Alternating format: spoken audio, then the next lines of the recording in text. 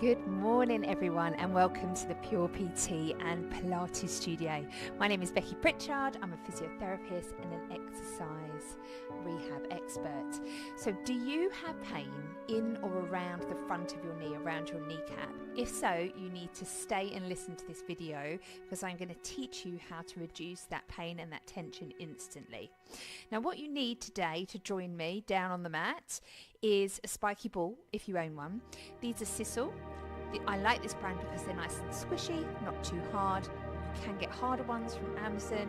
You could use a tennis ball, a golf ball, cricket ball, whatever you've got, but the harder the ball, the more uncomfortable it is. And ideally you want ones with spikes so that it grips your tissue, but nice, soft, squidgy spikes rather than really hard ones that dig in too much, particularly if you've got a lot of pain around your kneecap.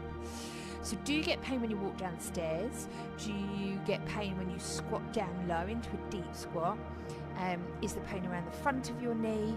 Do your knees make noises? Do they creak? Do they grind? Do they pop a lot? If so, this is for you. Do you get pain when you lunge? All of those things can indicate, number one, you're not strong enough around the kneecap, and number two, your tissue around your kneecap might be too tight. So when we don't have enough strength in the muscles that live very close to our kneecap, then our connective tissue, our skin, our fascia, which connects everything together, can become tight and restrict our kneecap from moving. Our kneecap should be able to glide side to side and up and down. And if the tissues around there is really tight, your kneecap can't glide, and then it can get jammed into the bone behind it and inflame all the tissues underneath your kneecap, which is why you can get pain. It can also put lots of stress on the tendon that's just underneath your kneecap. So I'm going to teach you how to release all of that this morning. So you need a ball, roughly tennis ball size. You can use a tennis ball, but that is better. You can get bigger spiky balls, but I find for the kneecap, this kind of thing is much better. Okay, so we need to know where your kneecap is first of all for this to make sense. So kneecap is right at the front and center of your knee, and we're going to be releasing a little upside down horseshoe shape worth of tissue around your knee. So if you find your kneecap, come just above it onto the fleshy part of your thigh and then draw an upside down horseshoe shape with your fingers. That is the area that we are going to release today with our spiky balls. So you need a ball or something to release with. Okay, this works much better than a foam roller if you've ever done release with a foam roller, because it's smaller and it gets in closer to the kneecap. We want to focus on this area directly around the kneecap in that upside down horseshoe shape. You need somewhere to lie down. You can do it on your bed, but your bed might be a little soft, so if you're able to get to the floor, do the floor, because you'll get more pressure and more release. So let's give it a go. So what I want you to do is lie yourself down on your tummy, get the ball and pop it right above your kneecap but not on your kneecap. And then you're going to roll around and face the floor. Now already my weight, my body weight and also gravity is bearing down into that ball, and that is going to release the tissues by just literally lying there doing nothing and waiting for the sensation of tightness, or it may be pain, releases away. So the longer you stay, the more your muscles and the connective tissues in the area that you're pressing into will relax. Now for some people, lying like this might not be comfortable on your lower back. If you're getting discomfort here, you can get a big cushion or a pillow, place it under your belly button so it lifts you up slightly, and then there'll be less pressure through into your lower back. If you are strong in your shoulders and no issues with your neck and your core, you could lift up like this, and that extra lift is going to work your shoulders, going to work your tummy, but it creates more downforce through the ball, so you're going to get a deeper release. You could also just lie there and deliberately push, so I'm using the muscles of my legs, push down into the ball, and again that creates a much deeper release. Imagine you're a physio or a massage therapist, and they are releasing your tissues with their hands. This technique works in a similar way by releasing all the tissues around the kneecap. Now I'm directly above my kneecap. If I went any further down, I'd be on my kneecap, which I don't want to be. I'm going to move into the inside of my thigh now. So I'm turning my thigh out, so my kneecap's now pointing towards you. And I'm wiggling down a bit, so I'm sort of slightly down the side of my kneecap, but I'm not on it, I'm next to it. And I'm going to hunt around. I know there's a good spot just about there.